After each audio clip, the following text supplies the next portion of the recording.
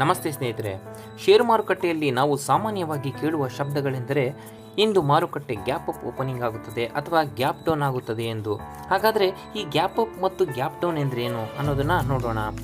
ನಾವು ಷೇರು ಮಾರುಕಟ್ಟೆ ಓಪನ್ ಆದಾಗ ನಾವು ನೋಡ್ದಂಗೆ ಅದು ನಿನ್ನೆ ಕ್ಲೋಸ್ ಆದ ಪಾಯಿಂಟ್ಸ್ಗಳಿಗಿಂತ ಅಂದರೆ ಅದಕ್ಕಿಂತ ಹೆಚ್ಚಿನ ಪಾಯಿಂಟ್ಸ್ನೊಂದಿಗೆ ಅಥವಾ ಕಡಿಮೆ ಪಾಯಿಂಟ್ಸ್ನೊಂದಿಗೆ ಓಪನ್ ಆಗುತ್ತಿರುತ್ತದೆ. ಇದನ್ನೇ ಗ್ಯಾಪ್ ಅಪ್ ಅಥವಾ ಗ್ಯಾಪ್ ಡೌನ್ ಅಂತ ಕರೀತಾರೆ. ಇಲ್ಲಿ ನಾವು ಗಮನಿಸಬೇಕಾದ ಯಾವುದು, ಟ್ರೇಡಿಂಗ್ ನಡೆಯದ ಈ ಸಮಯದಲ್ಲಿ ಇವೆಲ್ಲ ಬದಲಾವಣೆಯಾಗಲು ಕಾರಣಗಳೇನು ಅನ್ನೋದನ್ನ ನೋಡೋಣ. ಸ್ನೇಹಿತರೆ, ಷೇರು ಮಾರುಕಟ್ಟೆ ನಮಗೆ ತಿಳಿದ ಹಾಗೆ ಬೆಳಗ್ಗೆ 9 ಗಂಟೆ 15 ನಿಮಿಷಕ್ಕೆ ಆರಂಭಗೊಂಡು ಮಧ್ಯಾಹ್ನ 3 ಗಂಟೆ 30 ನಿಮಿಷಕ್ಕೆ ಕೊನೆಗೊಳ್ಳುತ್ತದೆ. ಇದು ನಾರ್ಮಲ್ ಆಗಿ ನಡೆಯುವಂಥ ಟ್ರೇಡಿಂಗ್ ಸೆಷನ್. ಅದೇ ರೀತಿ ಬೆಳಗ್ಗೆ 9 ಗಂಟೆಯಿಂದ 9 ಗಂಟೆ 15 ನಿಮಿಷದವರೆಗೂ ಪ್ರೀ ಮಾರ್ಕೆಟ್ ಸೆಷನ್ ಅನ್ನೋದು ನಡೆಯುತ್ತದೆ. ಇದರಲ್ಲಿ ಮತ್ತೆ 3 ರೀತಿಯಾಗಿ ವಿಭಜಿಸಿದ್ದಾರೆ. ಮೊದಲನೆಯದು ಬೆಳಗ್ಗೆ 9 ಗಂಟೆಯಿಂದ 9 ಗಂಟೆ 8 ನಿಮಿಷದವರೆಗೂ. ಈ ಸಮಯದಲ್ಲಿ ನಾವು ಯಾವುದಾದರೂ ಷೇರುಗಳನ್ನು ಕೊಳ್ಳುವುದಾಗಲಿ ಅಥವಾ ಮಾರುವುದಾಗಲಿ ಮಾಡಬಹುದು. ಇದನ್ನು ಆರ್ಡರ್ ಎಂಟ್ರಿ ಸೆಷನ್ ಅಂತ ಕರೀತಾರೆ. ಇನ್ನು ಎರಡನೆಯದು ಆರ್ಡರ್ ಮ್ಯಾಚಿಂಗ್ ಸೆಷನ್.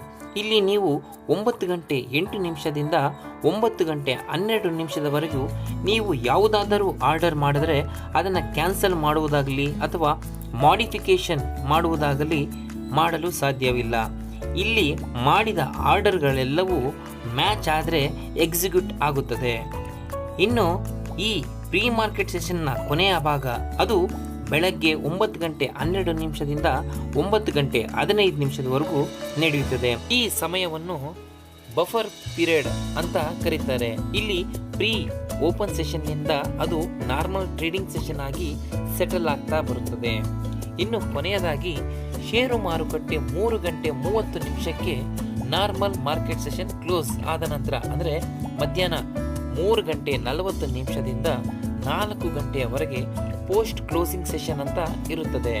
ಇಲ್ಲಿ ಕ್ಲೋಸಿಂಗ್ ಮಾರ್ಕೆಟ್ ಕ್ಯಾಲ್ಕುಲೇಷನ್ಸ್ಗಳು ನಡೆಯುತ್ತದೆ.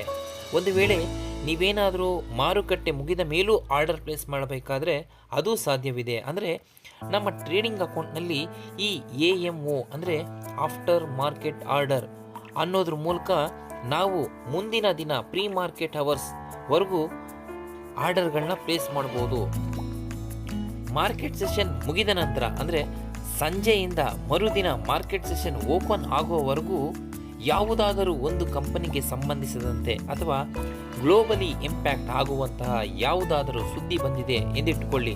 ಅದರಂತೆ ಮಾರ್ಕೆಟ್ ಓಪನ್ ಆದಾಗ ಷೇರು ಮಾರುಕಟ್ಟೆ ಬೆಳೆಯುವುದಾಗಲಿ ಅಥವಾ ಬೀಳುವುದಾಗಲಿ ಆಗುತ್ತದೆ.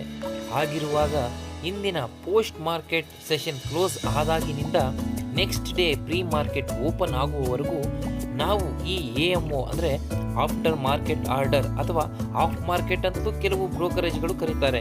ಇದರ ಮೂಲಕ ಆರ್ಡರ್ಗಳನ್ನ ಪ್ಲೇಸ್ ಮಾಡಬಹುದು. ಹಾಗೆಯೇ ಬೆಳಗ್ಗೆ 9 ಗಂಟೆಯಿಂದ 9 ಗಂಟೆ 8 ನಿಮಿಷದ ಪ್ರೀ ಮಾರ್ಕೆಟ್ ಸೆಷನ್ನಲ್ಲೂ ನಾವು ಆರ್ಡರ್ಗಳನ್ನ ಪ್ಲೇಸ್ ಮಾಡ್ಬೋದು. ಈ ರೀತಿ AMO ಮೂಲಕ ಬಂದಂತಹ ಆರ್ಡರ್ಗಳು ಮತ್ತು ಪ್ರೀ ಮಾರ್ಕೆಟ್ ಸೆಷನ್ನಲ್ಲಿ ಪ್ಲೇಸ್ ಆದ ಆರ್ಡರ್ಗಳು ಇವೆಲ್ಲವುಗಳು 9 ಗಂಟೆ 8 ನಿಮಿಷದಿಂದ ಎಕ್ಸಿಕ್ಯೂಟ್ ಆಗಲು ಪ್ರಾರಂಭಿಸುತ್ತವೆ.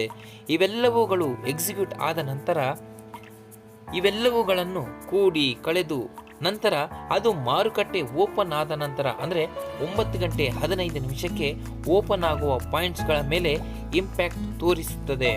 ಇಲ್ಲಿ ಬಯರ್ಸ್ ಹೆಚ್ಚಾದರೆ ಗ್ಯಾಪ್ ಅಪ್ ಆಗಿ ಮತ್ತು ಸೆಲ್ಲರ್ಸ್ ಹೆಚ್ಚಾದರೆ ಗ್ಯಾಪ್ ಡೌನ್ ಆಗಿ ಓಪನ್ ಆಗುತ್ತದೆ. ಅದಕ್ಕೆ ನಾವು ನೋಡುವ ಕ್ಲೋಸಿಂಗ್ ಪ್ರೈಸ್ಗೂ ಹಾಗೂ ಓಪನ್ ಆಗುವ ಪ್ರೈಸ್ಗಳಿಗೆ ವ್ಯತ್ಯಾಸವಿರುತ್ತದೆ. ಸ್ನೇಹಿತರೆ, ಗ್ಯಾಪ್ ಅಪ್ನಿಂದ ಓಪನ್ ಆದ ಮಾರುಕಟ್ಟೆ ನೆಗೆಟಿವ್ ಆಗ್ಬೋದು ಅಥವಾ ಗ್ಯಾಪ್ ಡೌನ್ನಿಂದ ಓಪನ್ ಆಗಿ ಪಾಸಿಟಿವ್ ಆಗ್ಬೋದು. ಇಲ್ಲಿ ಒಂದು ಕಂಪನಿಯ ಪರ್ಫಾರ್ಮೆನ್ಸ್ ಹಾಗೂ ಅದರ ಫಂಡಮೆಂಟಲ್ಸ್ ಯಾವ ರೀತಿ ಇದೆ ಹಾಗೂ ಗ್ಲೋಬಲಿ ಇಂಪ್ಯಾಕ್ಟ್ನಿಂದ ಈ ರೀತಿಯಾಗುತ್ತದೆ. ಒಂದು ವೇಳೆ ಎಲ್ಲ ಚೆನ್ನಾಗಿದ್ರೂ ಮಾರ್ಕೆಟ್ ಟ್ರೆಂಡ್ನಿಂದಲೂ ಹೀಗಾಗುತ್ತದೆ. ನೀವು ಷೇರು ಮಾರುಕಟ್ಟೆಯ ಬಗ್ಗೆ ಹೆಚ್ಚಿನ ಮಾಹಿತಿಯನ್ನು ತಿಳಿದುಕೊಳ್ಳಲು ನಮ್ಮ ಶೇರ್ ಫ್ಯಾಕ್ಟ್ ಯೂಟ್ಯೂಬ್ ಚಾನಲನ್ನು ಸಬ್ಸ್ಕ್ರೈಬ್ ಮಾಡಿ. ಹಾಗೆ ಪಕ್ಕದಲ್ಲಿರುವ ಬೆಲ್ ಐಕಾನ್ ಪ್ರೆಸ್ ಮಾಡಿ ನೋಟಿಫಿಕೇಶನ್ ಆನ್ ಮಾಡಿ. ಧನ್ಯವಾದಗಳು.